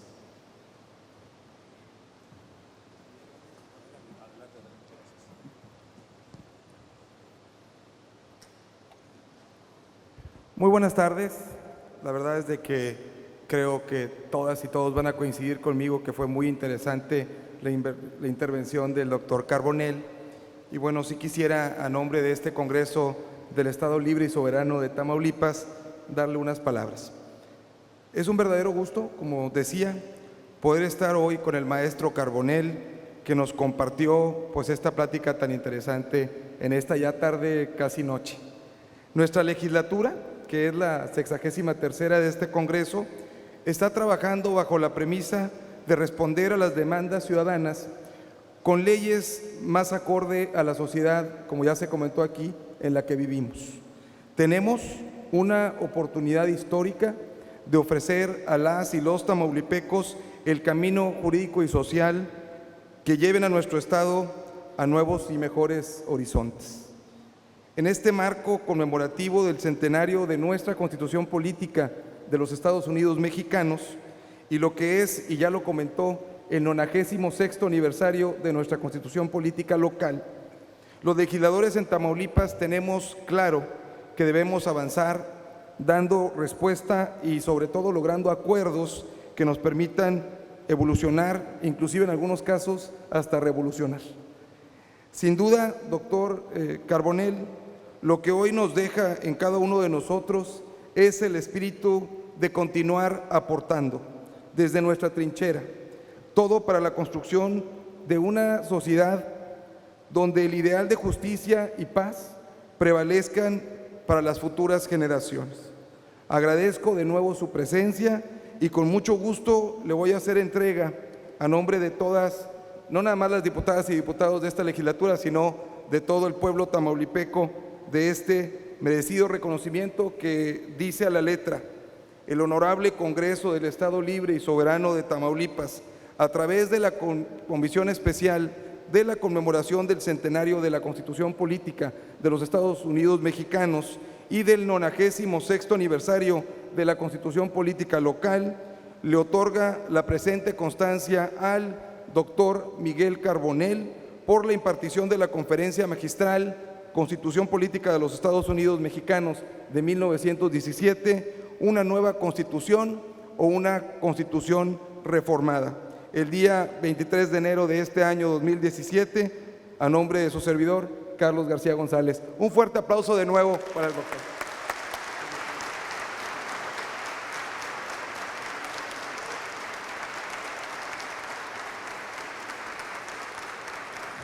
Y ahora sí, se va a ir corriendo nuestro expositor porque lo deja el avión. Buen viaje, gracias.